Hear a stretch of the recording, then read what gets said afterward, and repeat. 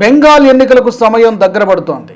2 దశల్లో ఎన్నికలు జరగబోతున్నాయి. April 23, April 29. తాజాగా ఎస్ఐఆర్ స్పెషల్ ఇంటెన్సివ్ రివిజన్ యొక్క తుది ఓటరు జాబితా కూడా వచ్చేసింది. మొత్తం మీద 91 లక్షల ఓట్లు తొలగించబడ్డాయి. రెండో ఎస్ఐఆర్ 2 దశల్లో జరిగినప్పుడు 63 లక్షల ఓట్లు తొలగించబడ్డాయి. ఇప్పుడు ప్రాసెస్ ఆల్మోస్ట్ పూర్తి అయిపోయింది. 91 లక్షల ఓట్లు తొలగించబడ్డాయి. మరి ఈ ఫ్యాక్టర్, ఎస్ఐఆర్ ఫ్యాక్టర్ ఎలా పనిచేస్తుంది అనేది ఒకటి చర్చించాల్సినటువంటి విషయము. అలాగే రెండు వైపులా టీఎంసీ, బీజేపీ హోరాహోరీగా పోటీ పడుతున్నాయి. స్వాట్ అనాలిసిస్ ఈ డిస్కషన్లో మనం చేద్దాం. స్ట్రెంగ్స్, వీక్నెస్, ఆపర్చునిటీస్, థ్రెట్స్, ఎవరి బలాబలాలేంటి, విజయ అవకాశాలేంటి. Let's talk. నాతో స్టూడియోలో ఉన్నారు సీనియర్ జర్నలిస్ట్ అలాగే పొలిటికల్ అనలిస్ట్ సురేష్ కుచాటిల్ గారు. సురేష్ గారు నమస్తే. మనం లాస్ట్ టైం మాట్లాడుకున్నప్పుడు కొన్ని విషయాల గురించి చర్చించాము. అప్పటికి ఈ లిస్ట్ రాలేదు. కరెక్ట్. 63,66,000 అప్పుడు లెక్క, ఇప్పుడు లెక్క 91 లక్షల ఓట్లు తొలగించబడ్డాయి. ఈ ఇంపాక్ట్ ఎలా ఉంటుంది సార్ బేసికల్గా? మీరు దీన్ని చూడాలంటే ఫస్ట్ 2021 ఎలక్షన్కి వెళ్ళాల్సి వస్తుంది. ఎందుకంటే 2021 ఎలక్షన్లో టీఎంసీకి 48% ఓట్లు పడ్డాయి. అప్పుడు టోటల్ ఓటర్ లిస్టు ప్రకారం 7,34,00,000 మంది ఓటర్స్ ఉన్నారు. ఓకే, ఇప్పుడు మీరు 96 లక్షలు తీసేశారంటే 91 తీసేస్తే ఒక 6,24,00,000 మంది ఉంటారు. లక్ష తగ్గిపోయినట్లు ఆల్మోస్ట్. ఇప్పుడు మీరు టీఎంసీకి 48% అంటే 2,89,00,000 వచ్చినాయి ఓట్లు లాస్ట్ టైం. బీజేపీ 38%, 2,22,00,000. వీరిద్దరు నమ్మకంలో ఉన్న డిఫరెన్స్ మీరు చూస్తే 67 లక్షలు. 67 లక్షల ఓటు 294 కాన్స్టిట్యున్సీలో 67 లక్షలు. ఇప్పుడు మీరు దీన్ని 91 లక్షలతో పంచుకుంటే ఈజీ. లాస్ట్ టైం బీజేపీకి, టీఎంసీకి ఉన్న మార్జిన్ కానీ ఎక్కువ నెంబర్ ఆఫ్ ఓటర్స్ని తీసేశారు లిస్ట్ నుంచి. మీరు ఇది బీహార్ ఎలక్షన్లో కూడా చూడాల్సి వస్తుంది. బీహార్ ఎలక్షన్లో ఒపీనియన్ పోల్స్ అంతా స్టార్ట్ అయినప్పుడు ఎస్ఐఆర్ ప్రాసెస్ ఆల్మోస్ట్ ఫినిష్ కాలేదు. అప్పుడు కూడా చాలా నెక్ టు నెక్ ఫైట్ ఉంటుంది. RJD Congress, BJP, JDS, JDU alliance, that is NDA alliance అని చెప్పారు. చాలా మటుకు అది చాలా ఒపీనియన్ పోల్స్లో అట్లనే వచ్చింది. కానీ ఫైనలీ ఎగ్జిట్ పోల్స్ వచ్చేటప్పుడు ఆల్మోస్ట్ బీజేపీకి మంచి లీడ్ వస్తుందన్న ఫైనల్ రిజల్ట్ రాగానే ఆల్మోస్ట్ 2/3 మెజారిటీ వచ్చేస్తున్నారు. Thumping victory. అక్కడ 68 లక్షల మందిని ఓటర్ లిస్ట్ని తొలగించారు. బీహార్. మనం అర్థం చేసుకోవాల్సింది ఏంటంటే లాస్ట్ టైం కూడా ఇదే మార్జిన్తో గెలిచిన ఎంతమంది క్యాండిడేట్ ఈసారి అదే ఓటర్ లిస్ట్ జాబితాలో చూస్తే ఎంతమంది ఓటర్ని తీసేశారు. ఇది మనం చూడాల్సి వస్తుంది. దీనికి కొంచెం టైం పడుతుంది. ఎందుకంటే లిస్ట్ నిన్న రాత్రి పబ్లిష్ చేశారు. చేయాల్సి ఉండే కానీ ఇప్పుడు వచ్చిందో లేదో తెలియాలి. తీసి ప్రతి కాన్స్టిట్యున్సీలో ఎంతమంది ఓటర్ని తొలగించారని చూస్తే దాన్ని బట్టి మనం లాస్ట్ 2021 ఎలక్షన్ రోల్స్ తీసి ఈ 294 కాన్స్టిట్యున్సీలో ఒక 8,000 ఓట్లతో గెలిచిన క్యాండిడేట్, టీఎంసీ క్యాండిడేట్, అదే కాన్స్టిట్యున్సీలో 20 లక్షల మందిని తీసేశారంటే 20,000 మందిని తీసేశారంటే then it's a big number. Result మారిపోతుంది. ఇప్పుడు మీరు చెప్పిన ఫిగర్ ప్రకారం మీరు తీసుకుంటే 91 లక్షలు చెప్పారు కదా, 90,000 తీసుకుందాం మనం. 90 lakhs తీసుకుందాం. 90 lakh ఓటర్స్ని మీరు 294 కాన్స్టిట్యున్సీ డివైడ్ చేస్తే ప్రతి కాన్స్టిట్యున్సీలో 30,000 ఓట్లు తీసేశారు. యావరేజ్ కొన్ని ఎక్కువ ఉండొచ్చు, కొన్ని తక్కువ ఉండొచ్చు. 30,000 ఓట్లు పోయినాయి. దీనికి ఎవరికి లాస్? ప్రతి ఆన్ అన్ యావరేజ్ మనం చేస్తే ఎవరు ఎక్కువ లొల్లి చేశారు, ఎవరు ఎక్కువ గొడవ చేశారు వాటితో తెలిసిపోతుంది వాళ్ళ ఓట్లు పోయినాయి. బీజేపీ వాళ్ళు ఏడ్చుకున్నారా? ఏడవలేదు. సిపిఎం వాళ్ళు ఏడ్చుకున్నారా? ఏడవలేదు. కాంగ్రెస్ వాళ్ళు అన్నారా? ఏం చెప్పలేదు. కానీ అన్నిటికంటే పెద్ద గొడవ చేసింది టీఎంసీ వాళ్ళు. వాళ్ళ ఓట్లే పోయినాయి అన్నమాట చాలా క్లియర్గా. ఇప్పుడు మమతా బెనర్జీ గొడవ చేయదు కదా. బీజేపీ వాళ్ళ ఓట్లు పోతే ఆమె హ్యాపీగా ఉంటుంది. ఆమె ఏమనుకుందంటే ఈ ఎస్ఐఆర్ ప్రాసెస్ మొదలైనప్పటి నుంచి ఆమె సుప్రీంకోర్టులో ఛాలెంజ్ మొదలుపెట్టింది. ఒక డ్రామా కూడా చేసింది. సుప్రీంకోర్టుకి వెళ్ళి ఆర్గ్యూ చేయడం. ఆ కేసు ఓడిపోయినా అని చెప్పి చెప్పలేదు ఎవరు, కానీ ఓడిపోయారు ఆమె కేసు. దాని తర్వాత ఆమెనే వెళ్ళి ఆమె వాదనలు ఆమె వినిపించి పోస్టర్ పెట్టుకోవడానికి కన్నీరు పెట్టుకొని బ్యానర్లు చేయడానికి తయారు చేసుకున్నారు. లాయర్ డ్రెస్ అని వేసుకొని వెళ్ళి డ్రామా చేసింది. ఏం కాలేదు. ఇప్పుడు మొన్న జరిగిన దాంట్లో కూడా చూసాం సుప్రీంకోర్టు హియరింగ్లో. నిన్న దాని డీటెయిల్స్ మళ్ళీ వచ్చింది. దట్ అక్కడ ఉన్న కొంతమంది జ్యుడిషియల్ ఆఫీసర్స్ని ఏం జరిగిందంటే ఈ ఎస్ఐఆర్ ప్రాసెస్ బాగా జరగట్లేదు అది ఇదని చెప్పి గొడవ చేస్తున్నాడు. సుప్రీంకోర్టు ఏం చేశారంటే జార్ఖండ్, ఒడిశా, బీహార్, అస్సాం నుంచి కొంతమంది జ్యుడిషియల్ ఆఫీసర్స్ని తీసుకొచ్చారు. కొంతమంది కాదు, చాలామంది తీసుకొచ్చారు. వీళ్ళని తీసుకొచ్చి ఈ 68 నుంచి 70 లక్షల మంది ఓటర్స్ని లిస్ట్ నుంచి తొలగించారో వాళ్ళ లిస్ట్ చెక్ చేయమన్నారు.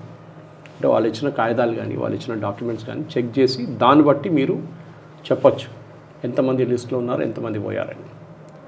వీళ్ళు చెక్ చేశారు జ్యుడిషియల్ ఆఫీసర్స్. చెక్ చేసి ఆ లిస్ట్ నుంచే ఇప్పుడు ఆల్మోస్ట్ 30 లక్షల మందిని తొలగించారు. అంటే జ్యుడిషియల్ ఆఫీసర్ అనగానే మీకు తెలుసు వాళ్ళు ఏదో చిన్న సెక్షన్ క్లర్క్ కాదు, ఏదో గవర్నమెంట్ ఆఫీస్. వీళ్ళు ఒక మున్సిఫ్ కోర్టులో ఉన్న లేకుంటే డిస్ట్రిక్ట్ కోర్టులో ఉన్న జడ్జెస్ వీళ్ళు. వాళ్ళు న్యాచురల్లీ అంతా చాలా క్లియర్గా చెక్ చేసి వీళ్ళు రిజెక్ట్ చేశారు లేకుంటే యాక్సెప్ట్ చేశారు.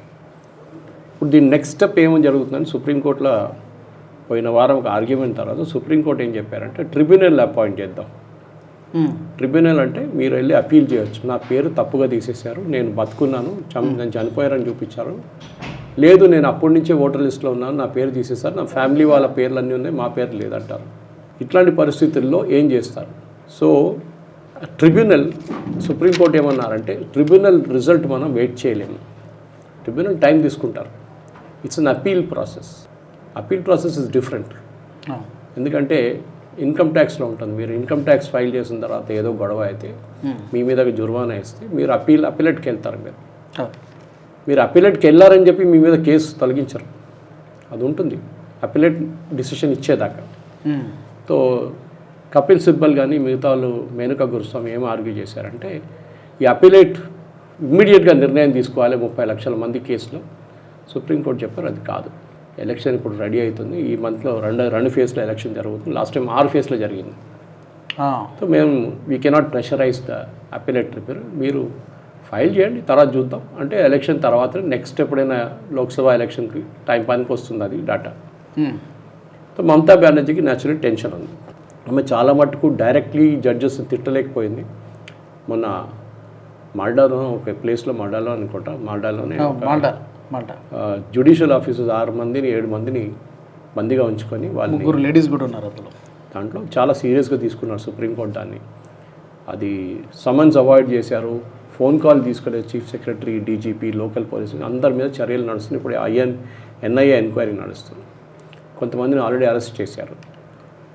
మమతా బెనర్జీ అయితే ఓవైసీ మీద తప్పేసి ఓవైసీ చేయించాడని చెప్పేసి, కానీ మన అందరూ తెలుసు ఎవరు చేయించారనేది.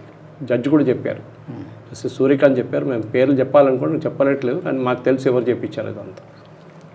సో రాజు గారు నార్మల్ దానికి వస్తే ఈ 67 లక్షల మంది లాస్ట్ టైం ఓడిపోయిన ఓట్లు 91 లక్షలతో ఎంచుకుంటే మనకి 30 లక్షల ఎక్కువ మంది ఓటర్స్ వెళ్ళిపోయారు లిస్ట్ నుంచి.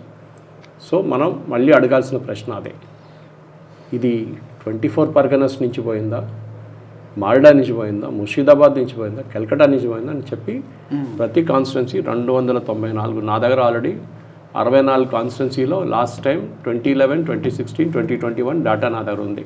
64 సెగ్మెంట్, 64 కాన్స్టిట్యున్సీ. ఇంకా నేను ఒక 3-4 రోజుల్లో నా రీసెర్చ్లో అది కూడా కంప్లీట్ చేసేస్తాను, మిగతా 294. దాని తర్వాత ఏం చేయాలంటే ఫస్ట్ ఎలక్షన్లో దట్ ఈస్ 2021 ఎలక్షన్లో డిఫరెన్స్ ఎంత ఉండే, ఎంత ఓట్లతో ఓడిపోయారు, దాన్ని బట్టి మనం డేటా తీసుకోవచ్చు అనమాట. అది మెయిన్ లుక్అవుట్. ఓకే, అయితే సార్ ఇప్పుడు యాజ్ ఆఫ్ నౌ ఈ రోజు ఉన్నటువంటి పరిస్థితి చూస్తే మనం లాస్ట్ టైం డిస్కస్ చేసిన దానికి ఈ రోజుకి స్ట్రెంగ్స్ వీక్నెస్ ముందు తీసుకుందాం సార్. టీఎంసీకి పాజిటివ్ ఫ్యాక్టర్స్ ఏంటి, బలం ఏంటి, బీజేపీకి ఉన్నటువంటి బలం ఏంటి, తర్వాత వీక్నెస్ గురించి మాట్లాడతాం.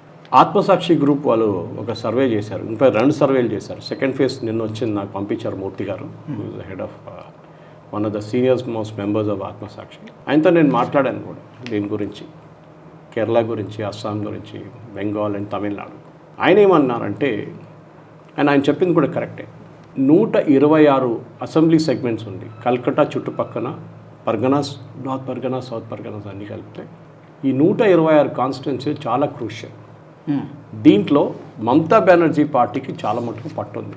ఎందుకంటే ఒకటి మైనారిటీ ఓట్ బ్యాంక్ చాలా పెద్దది అక్కడ. అది కాకుండా మిగతా దాంట్లో కూడా మీరు చూస్తే టీఎంసీకి ఈ భద్రలోక్ అంటారు వీళ్ళు, విచ్ ఇస్ బేసిక్లీ మైనారిటీ, ఒక ఓబీసీ కమ్యూనిటీ వాళ్ళది. వీళ్ళు కూడా చాలా మటుకు అక్కడ పట్టుంది. సో ఈ 126 కాన్స్టిట్యున్సీలో మమతా బెనర్జీ స్ట్రాంగ్ పాయింట్. కోల్కతా పరిసర Kalkata Pargana, 24 Parganas, north Pargana, south, and plus the minority vote bank and ఈ భద్రలోక్ వాళ్ళది. అది కూడా టీఎంసీకి వెళ్ళిపోతుంది, టీఎంసీకి పోతుంది. సో వాళ్ళు చేసిన అనాలిసిస్ ప్రకారం మనం చూస్తే చాలా మటుకు వాళ్ళు అంటున్నారు ఇది చాలా క్రూషియల్ ఉండిపోతుంది. Last survey which happened day before yesterday అయిపోయింది వాళ్ళ డేట్ ప్రకారం. ఓకే, డేట్ ప్రకారం దాంట్లో చాలా మటుకు క్లియర్గా తెలిసిపోతుంది ఏంటంటే బీజేపీకి 41% ఓట్లు రాబోతుంది, 41.1. దీని ప్రకారం ఈ సర్వే ప్రకారం చూస్తే టీఎంసీకి 46%, 46.5% ఓట్లు వస్తాయి. బీజేపీకి ఏమో 41% ఓట్లు రాబోతుంది. కాంగ్రెస్కి 3, 3.75 అండ్ సిపిఎంకి 3. అది పెద్ద డిఫరెన్స్ ఏం లేదు. సో ఇది చాలా క్రూషియల్ ఇక్కడ, ఎందుకంటే ఈ పర్సంటేజ్ కాదు ఫైనల్ సీట్లో రిఫ్లెక్ట్ అయ్యేది. ఎందుకంటే కొన్ని కాన్స్టిట్యున్సీలో మెజారిటీ ఎక్కువ ఉంటుంది, కొన్ని కాన్స్టిట్యున్సీలో మెజారిటీ తక్కువ ఉంటుంది, కన్వర్షన్ జరగాల్సి వస్తుంది. సో దాంట్లో నేను చెప్పిన ఈ గ్రేటర్ కోల్కతా చూడండి 126 స్థానాల్లో అక్కడ టీఎంసీకి రాబోతుంది 85 నుంచి 90 సీట్లు. ఓకే, అండ్ బీజేపీకి రాబోయేది 40 నుంచి 42. This is very crucial. Okay, at the same time north Bengal and hilly reason last time బీజేపీకి చాలా సీట్లు అక్కడి నుంచి వచ్చినాయి. ఓకే, లాస్ట్ టైం బీజేపీకి 77 సీట్లు గెలిచారు. దాంట్లో టీఎంసీకి 26 నుంచి 28 అండ్ బీజేపీకి 27 నుంచి 30. సెంట్రల్ బెంగాల్లో 58 స్థానాల్లో 30 నుంచి 38 టీఎంసీకి, బీజేపీకి ఏమో 26 నుంచి 28. జంగల్ మహల్ అండ్ మెదినీపూర్ తీసుకుంటే ఆ ఏరియాలో 56 సీట్లలో 30 నుంచి 32 టీఎంసీకి, 25 నుంచి 26 బీజేపీకి. అన్ని చోట్లలో బీజేపీ డిసడ్వాంటేజ్ ఏంటంటే minority vote bank which is Muslims. వీళ్ళు వేయరు ఇప్పుడు కూడా మేబీ అందులో వీళ్ళు 30%, కొన్ని కాన్స్టిట్యూషన్ 30% దాకా ఉన్నారు. అక్కడ వైపౌట్ అయిపోతారు బీజేపీ కంప్లీట్గా, వదులుకోవాల్సిందే. దీనికి ముందు సిపిఎం హయాంలో సిపిఎంకి ఓటేస్తుండే వాళ్ళు ఇప్పుడు టీఎంసీకి ఓటేస్తున్నారు. So Mamata Banerjee main vote bank is minority Muslim vote bank. దానికోసం ఆమె హిందువులను అంత సీరియస్గా తీసుకోదు, ఎందుకంటే వాళ్ళు ఎట్లయినా కొంతమంది నాకు వేస్తారులే, ముస్లిమ్స్ అయితే నాకు 100% వేస్తారని ఆమెకి కాన్ఫిడెన్స్ ఉందన్నమాట. యూజువలీ కాంగ్రెస్ ఉన్నప్పుడు ముస్లిం ఓట్ స్ప్లిట్ అవుతుంది, కానీ ఇక్కడ కాంగ్రెస్తోని పనికిరావట్లేదు. అదే సమయంలో ఈసారి మన ఓవైసీ పార్టీ అక్కడ వెళ్ళారు, చార్మినార్ పార్టీ. వాళ్ళు ఏం చేస్తారో చూడాల్సింది. వాళ్ళు అక్కడ లోకల్ టైఅప్ పెట్టుకున్నారు, మన ఎక్స్పెల్ చేసిన టీఎంసీ నుంచి కబీర్ ఆయనతో టైఅప్ చేసుకున్నారు, ఆయన పార్టీతో. వాళ్ళు దీంట్లో చూపించట్లేదు వాళ్ళ గురించి ఎక్కువ. వాళ్ళు ఒక 5 నుంచి 10% ఓట్లు తీసుకెళ్తే, ఆయన Owaisi is known for very good campaigning. ఆయన క్యాంపెయినింగ్ చాలా సాలిడ్గా చేస్తారు. ఆయన మాట్లాడుతున్నప్పుడు కూడా అక్బరుద్దీన్ ఓవైసీ మాట్లాడేట్లో, లేకుంటే ఈవెన్ మమతా బెనర్జీ మాట్లాడరు. ఆయన చాలా క్లియర్గా ఆయన పార్టీ ఎందుకు చేస్తున్నాడు, ఏం చేస్తున్నాడు ఇట్లా ఎక్స్ప్లెయిన్ చేస్తాం. మహారాష్ట్రలో మనం చూసాం, బీహార్లో 5 సీట్లు తీసుకెళ్లారు సంబల్ రీజన్లో. అది కూడా కావచ్చు. ఆయన 5-6% ఓట్లు తీసుకెళ్ళిపోతే, ఈవెన్ 8% తీసుకెళ్ళిపోతే మమతా బెనర్జీకి పెద్ద ఒక లాస్, బీజేపీకి పెద్ద గెయిన్. దానికోసం వీళ్ళందరూ ఆయన్ని, ఓవైసీ పార్టీని బీజేపీ బీ టీం అంటారు. అస్సాంలో పోటీ చేస్తాడు, బెంగాల్లో పోటీ చేస్తారు, మహారాష్ట్రలో పోటీ చేస్తారు, బీహార్లో పోటీ చేస్తారు. నేను ఒకసారి ఓవైసీ గారిని అడిగాను, ఒక ఫంక్షన్లో కలిసినప్పుడు, మీరు కేరళలో ఎందుకు పోటీ చేయాలని అడిగాను. అండ్ ప్రాక్టికల్ మంచి అని అన్నాడు, కేరళలో వెళ్ళి నేనేం చేసుకుంటాను, అక్కడ ఐయుఎంఎల్ చాలా స్ట్రాంగ్, అక్కడ నేను వెళ్ళి ఏం చేయలేను, నాకు లాంగ్వేజ్ రాదు. ఓకే, ప్లస్ ఐయుఎంఎల్ ఎన్నో సంవత్సరాల నుంచి అక్కడ ఉంది, జిన్నా వాళ్ళ పార్టీ అది. సో నేను అక్కడ వెళ్ళి ఏం చేయలేను అని చెప్పి చాలా క్లియర్గా ఎక్స్ప్లెయిన్ చేశారు ఆయన. సో ఆయనకు తెలుసు ఎక్కడ వెళ్తే ఆయనకు ఓట్లు వస్తాయి, ఎందుకంటే ఆయన ఎప్పుడైనా ఓవైసీ వాళ్ళ పార్టీ ఏం చూస్తున్నారంటే ఎంఐఎం, వాళ్ళు హైదరాబాద్ నుంచి బయటికి వెళ్ళి గ్రోడ్ చేయడానికి ట్రై చేస్తున్నారు. సో నేను ఎందుకు చెప్పానంటే ఈ మాట అంతా చాలా క్రూషియల్ ఇది. ఎంఐఎం ప్లస్ మిగతా అలయన్స్ పార్ట్నర్స్ ముస్లిం ఓట్లు ఎంత తీసుకెళ్ళిపోతారో దాని మీదే మమతా బెనర్జీ ఫైనల్ పర్ఫార్మెన్స్. ఎందుకంటే ఆత్మసాక్షి గ్రూప్ సర్వే ప్రకారం మమతా బెనర్జీ టీఎంసీకి 171 నుంచి 188 దాకా సీట్లు రావచ్చు. ఈ వీడియో మీకు నచ్చినట్టయితే లైక్ చేయండి, 10 మందికి షేర్ చేయండి. అలాగే కామెంట్ల రూపంలో మీ అభిప్రాయాలను మాతో పంచుకోండి. Nationalist hub group of channels ను సబ్స్క్రైబ్ చేసుకుని తెలుగునాట జాతీయవాద జర్నలిజాన్ని ప్రోత్సహించండి. ఈ వీడియో కింద ఉన్న బెల్ ఐకాన్ పై క్లిక్ చేయడం మర్చిపోవద్దు.